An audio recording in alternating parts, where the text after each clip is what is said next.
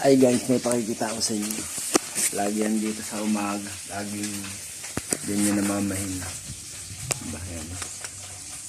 Bato-bato siya na ibon.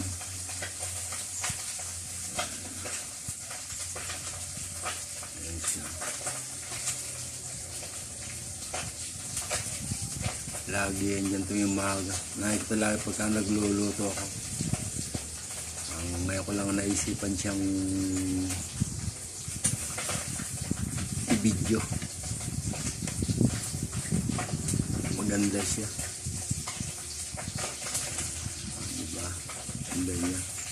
Nagluluto kasi ako guys. Luluto ako ng pritong galunggong. Yan pa siya, di pa siya naalis.